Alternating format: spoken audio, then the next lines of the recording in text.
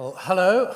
I always feel a bit of a fraud when I speak at design conferences because I sometimes wonder whether I'm a designer at all. I think I'm probably a bit more of a journalist.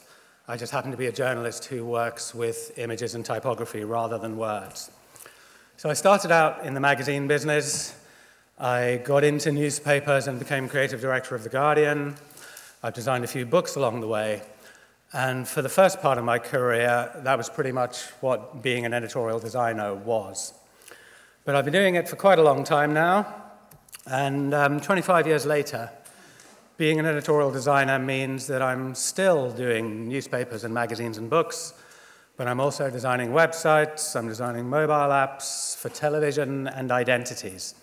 So I'm going to talk a bit about how the business has changed in the time that I've been doing it, and hopefully share some of the things that I've learned along the way. I think it's kind of fun that I'm the next speaker after Kate Moros, because I think I probably represent everything she holds in contempt. I am indeed a product of that antiquated industrial education system. I studied modern languages at Trinity College, Oxford, and I wasn't in the Bullingdon Club with David Cameron and Boris Johnson, by the way. But it was quite a long time ago, as you can probably tell from the haircut. It was around about the time that Wayne Hemingway was starting his market stall in Camden. And I think I caught the end of a sort of golden age of British education. Seems to me that most further education in Britain nowadays is about training people to become a useful economic unit. But when I was at Oxford, there were no targets. It was really just about improving your mind. So for most of my 3 years when I was there, my only responsibility was to turn up once a week to see my tutor. I would read out an essay that I'd researched and prepared, sit with him for 1 hour, and then he would always be one of the most brilliant minds in the field, would then tear my essay apart and point out all the laziness and sloppiness and bullshit, and I would have to come back the next week and do it all over again. That might sound like a kind of strange training to be a graphic designer, and I thought it was for a long time too, but I think I was wrong because the kind of work that I do, it actually prepared me for fairly well, I think. I think sometimes we have a tendency to sort of fetishize creativity and make it out to be some kind of magical, metaphysical process. But the kind of design that I do, and I think the design that a lot of people do, is not about kind of magic or divine inspiration. It's about research, analytical thinking, about presenting a case for your work. And those are all things that actually I think Oxford trained me pretty well to do. But it also taught me something else incredibly valuable, and that is always work with people smarter than you. And my tutor was certainly a lot smarter than me at university, and when I left and started in the design business, I was lucky enough to work with some amazingly brilliant people from whom I learned an enormous amount. And I wish I had time to tell you who they all were and what was so great about them. I don't, because I'm on a very tight schedule. So I'm just going to talk about one person, this guy Tibor Kalman, who sadly died of cancer in 1999. And he was the editor of a magazine called Colors, which was published by Benetton. We produced this magazine in Rome. I went out to Rome to be art director and work with Tibor. Tibor was probably the most brilliant person I've ever worked with, certainly the most infuriating and exhausting person I've ever worked with, and strangely, I find those things often go together. And I learned a lot from him, but one of the most important things was that Tibor always used to say, why do designers think they have better ideas about what things should look like than ordinary human beings? And it's a typically Tibor-esque statement because Tibor loved to say things that provoked people and got them talking. And I think you have to unpack it a little bit because I believe that often designers do have better ideas about what things should look like than ordinary human beings in the sense that a good designer should be an expert. And experts are good. You know, if I go to hospital to have an operation, I want to be operated on by an expert surgeon. If I'm doing my tax return, I want my accountant to be an expert. So expertise in itself is fine. I think it's a valuable thing. But I think what Tibor was really saying here that's been a very valuable lesson for me is that you have to design on behalf of your audience. And I think in some fields of design, and certainly in my field, there's a tendency for people to design for themselves, design things that they think are cool, or to design for other designers. But most of the work that I do has a very wide audience, and the point is that those are the people I'm really working for. You know, I get hired by editors and publishers, but the people I'm really working for are the readers. So the discipline in my work is all the way through a project. I have to, at certain moments, try and forget that I designed it, clear my head, look at it as if I was an ordinary reader, and see what kind of value it has. So Colors was an international magazine published all over the world, translated into 4 languages, but we expected a lot of the readers would not be able to understand the text. So really, it was an education for me in working with images. This was before the internet really became a part of everybody's life. So there was no Flickr in those days, no Instagram, certainly no Google image search. If you wanted to have these kind of pictures, you had to get them in. We had picture editors in New York, Paris, and Milan. Every issue of the magazine, we would call in about 10,000 images, actual hard copy slides, which we would have to edit. And at the heart of every issue was a photo essay like this, where we tried to take the very best of all the pictures and tell a story with them. This was a shopping issue. And what I learned from that was really how to work best with pictures. And having said that sort of logical analysis and research is a very important part of what I do, there are times where I have to kind of put that aside and be irrational. And as an art director, there's a kind of expectation that you judge a picture very quickly. You need to be able to look at a picture and say, good picture, bad picture. And it's kind of an instinct. But I think if you really want to tell stories with pictures, you have to try and resist that urge and let the pictures speak to you. And it sounds kind of weird, but I find that if you really just sit down and keep looking at pictures, they actually do start communicating with you and telling you how they want to be used. And that's really the kind of lesson that I learned from this process of doing the photo essays at Colors. But it wasn't just available pictures like that we would get in from all over the world. We would commission a lot of photography too. These are some pages from that same issue, the shopping issue, which was really just a kind of catalogue of amazing, incredible things that you can buy anywhere in the world. And on the right is a guinea pig coffin.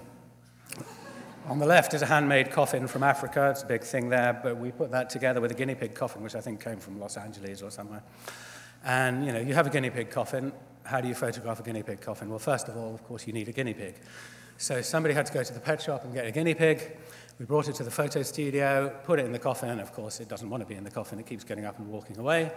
So then you think, how are we going to make the guinea pig stay still? Shall we kill the guinea pig? Nobody was up for killing the guinea pig.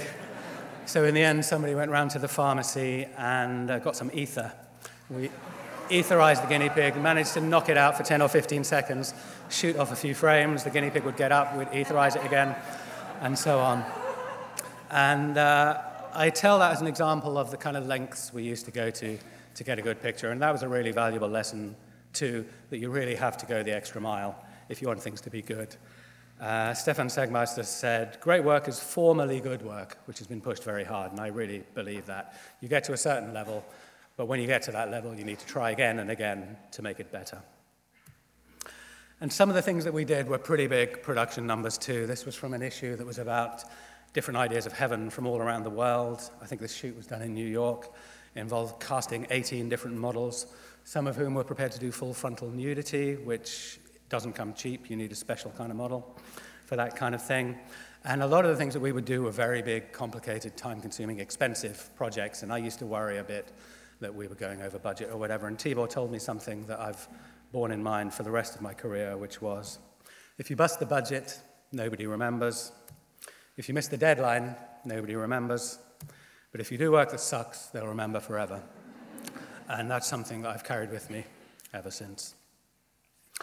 So Colors was great, but it was kind of insane. I was working in Rome with a bunch of New Yorkers, which is a very weird combination, and after a year or so, it was a bit too much. I came back to London, and I found myself working at The Guardian as art director of the Weekend magazine. This is actually the second appearance of the day of the Spice Girls, but this is a cover we did where we tried to get behind the kind of manufactured image, which with the Spice Girls was very, very difficult, do something that told the story in a more Guardian-esque way. And The Guardian was an amazing place. I stayed there a long time. Again, it was an opportunity to work with some really smart people. I mean, newspapers are amazing in that they have a lot of very well-intelligent, very well-informed people. It's an intellectual challenge just to work in that environment. But probably the biggest thing that I learned at The Guardian, following on from colours, was to really value the content. And, you know, the design that I do in itself has no value, really. You know, people don't come to magazines and newspapers looking for design. They come to magazines and newspapers looking for entertainment or information or stories or ideas. So my design succeeds or fails whether I tell the story and kind of give people access to the content. What I do in itself is just a means to an end. And at The Guardian, I had the opportunity to work with the most amazing content in the world. Most magazines are pretty trivial. They're generally a kind of extension of the PR industry. And when you're young and you start off in the magazine business, you think it's pretty cool that you get to work with fashion or showbiz. You go on photo shoots with famous people, and that seems great. But you're generally only engaging with that kind of material on a sort of intellectual and professional level. You can do a good job on that kind of magazine. You can be a good designer, but I don't think it engages the whole kind of human. But at The Guardian, I was really lucky enough to work with content that I could respond to on an emotional level. And on some very rare occasions while I was there, I was actually doing layouts with tears in my eyes because the stories were just so moving. I can only really show you one example in the time. This was a supplement that we did, a big broadsheet newsprint supplement about this woman, Grace Matanga, who was an ordinary woman in Malawi who was HIV positive, 30 years old, and she couldn't afford the antiretroviral drugs that she needed in order to stay alive. So we went and spoke to her. We followed the kind of chain from her through her doctor, the health minister of Malawi, all the way back to the CEO of GlaxoSmithKline, who owned the patent in the antiretroviral drugs that she needed and were refusing to let cheap drugs be sold in Africa. And, you know, the opportunity to work with a story like this is absolutely incredible, and it's a responsibility too. And you kind of move out of that thing where you're just a professional designer. You feel you're doing something that actually matters in the world and that you really have to do a good job. And with this, you know, it's not a particularly happy story, but Grace did find a doctor who put her on the drugs after reading the supplement, so she's still alive. The Malawian government rolled out a program to make these drugs more available, so it did achieve something. But really the point I'm making is that it's a privilege to have the opportunity to work with this kind of content, and I'm very grateful to The Guardian for giving me that. But after some time doing the magazine and doing special projects like this, I became design director of the newspaper, and then a big project came along to redesign the whole paper.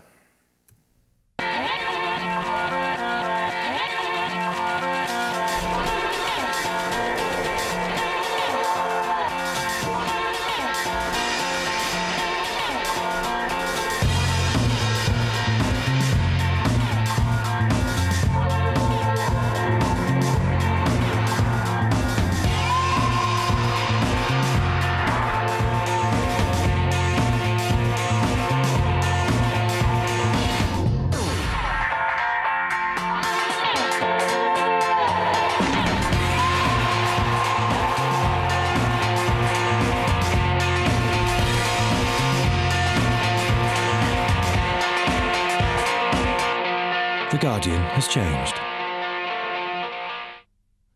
So this was a big project, complete redesign, reformatting of the paper. They spent £80 million on a new printing factory, and it was a great responsibility for me also just as a designer. Partly I was redesigning something which was already a classic. David Hillman's design of the Guardian in the 1980s had been celebrated and imitated all over the world. Also, I grew up in a Guardian reading household. I used to do the crossword with my father when I was 11 or 12, and I used to wake up in the middle of the night thinking, oh God, the future of the Guardian is in my hands. It was also a kind of pivotal moment in my career, because before that, I'd really mainly been an art director, telling stories with pictures and typography. And after that, I've mainly been doing redesigns and launches, which is much more like being a product designer.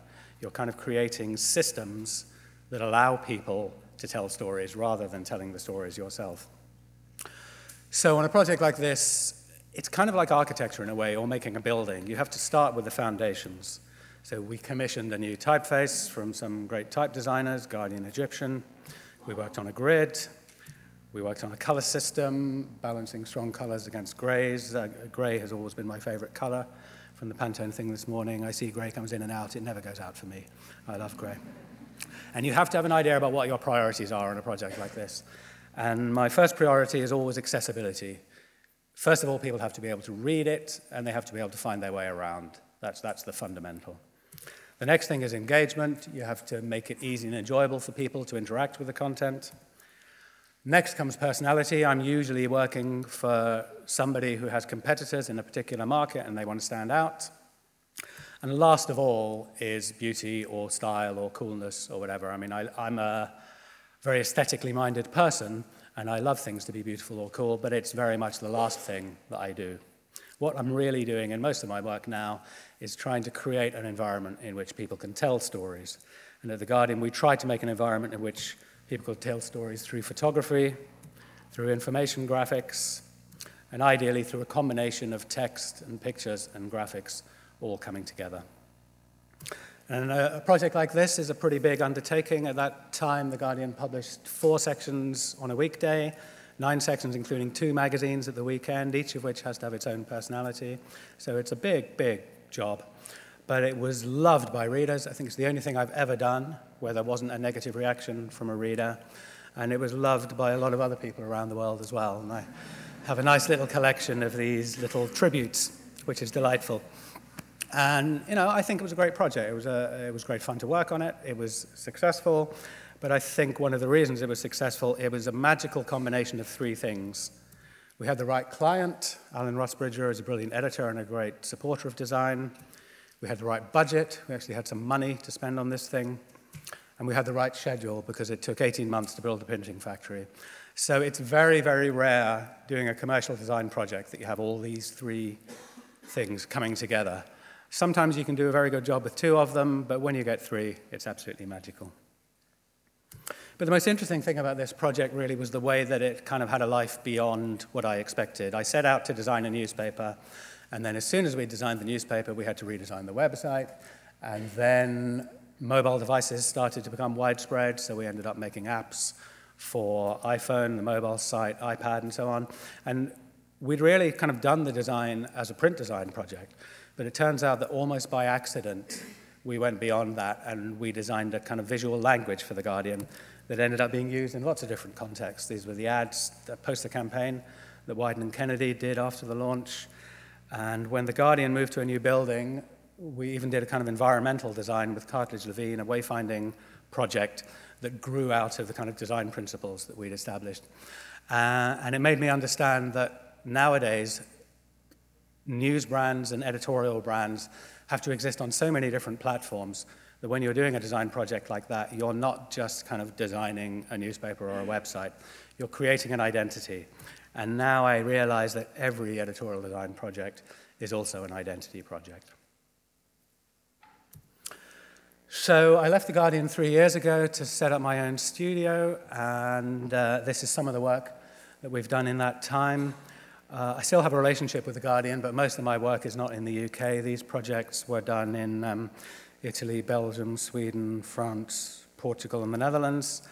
And that brings a certain responsibility with it too. I try not to sort of go to another country and just design as if I was designing for an English-speaking audience.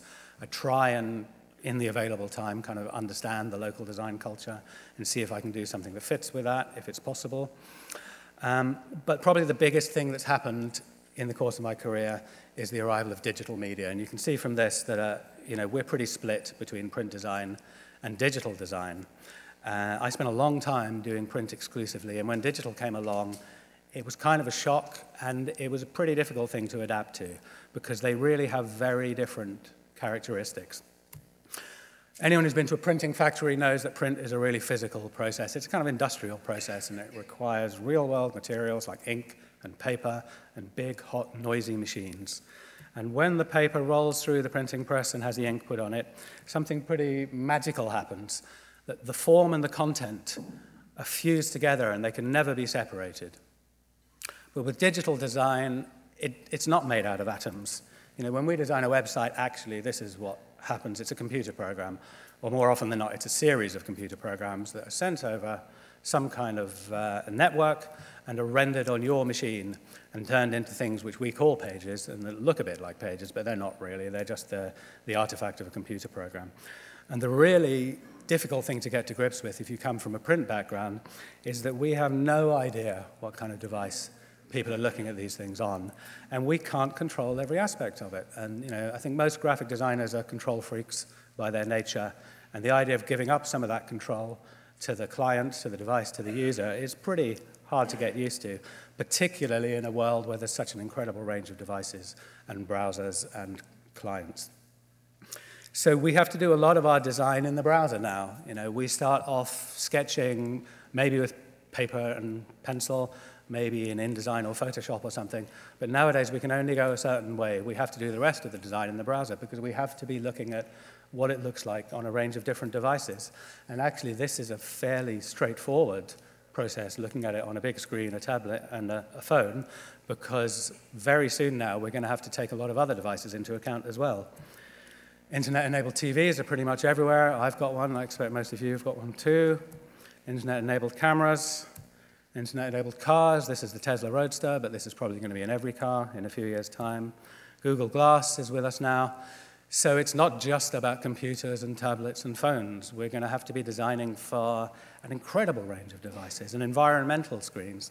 And this means that the publishers, the kind of people I work with, want to be able to do what they call COPE, create once, publish everywhere, which is a real design challenge, trying to design something that can adapt like that. And then on the other hand, we have devices like this. This is the iPad app for The Guardian, which I actually worked on after I left The Guardian from my own studio in collaboration with the Guardian design team and the guys from Berg, London. And these devices are incredible because they have superpowers. They know where you are. They know which way up they're pointing. They know where your friends are. They've got sound and motion. We know what the screen size is. We know what the operating system is. We know what the resolution is. So actually, we can do something very precise on these devices. And if we make use of the hardware capabilities, we can create incredible experiences for people. So on the one hand, we have this kind of loose, you know, amorphous range of devices, and we have to design a kind of one-size-fits-all solution for them. On the other hand, we have these beautiful, incredibly powerful things that we can create bespoke experiences for. And that's the world that we live in. We have to be able to do both and still do a bit of the print stuff. So this is my studio. As you can see, it's pretty small. That's Ollie and Peter. Ollie looking a bit grumpy there. And we're deliberately small. You know, when I started out in this business, it was the age of the kind of enormous dinosaur design group, which, you know, people with 800, 1,000 employees, and all they really wanted to do was get big and sell out to Saatchi and Saatchi. But the wonderful thing about working in this area now is that you can be really small and still do high-end work. And the way that you do that is by networks and collaboration. So, you know, these are the things that we think we're pretty good at. We can do print design, mobile design, and web design in our own little space. But if we need help, if we need other people, we have a network we can call on who can work with us on things like information graphics, type design, motion graphics. And if we need to go farther than that, we can call on developers and so on as well. And it's having a kind of network that enables us to do big projects at a fairly high level. So at the moment, we're working on quite a complicated responsive website for a Norwegian newspaper. And I know a certain amount about responsive web design, but not a great deal. So we're working with this guy, Andy Clark, who's probably one of the top responsive web designers in the UK. He's in North Wales. We Skype. Sometimes he comes and sits with us. I learn a lot from working with him. We're also rebranding a TV station in the Netherlands. And it's a news channel. I know a lot about news, but I don't know much about TV. So we teamed up with a great creative director, Dylan Griffith. He's actually Welsh, but he lives in Amsterdam. And I've learned a lot from him about working in TV. And he's brought in Matt Pike from Universal Everything, who's working on animations with us, and I'm learning a lot from that too. So these networks, they don't just allow us to do big projects, even though we're pretty small, but they also mean that I'm constantly working with new people in new fields and learning from them. And in a way, nothing's changed since I was back reading out my essays to my tutor at Oxford. I'm still learning, and that's the most important part of the work that I do, I think. And I hope that I can keep going and never stop learning. Thank you.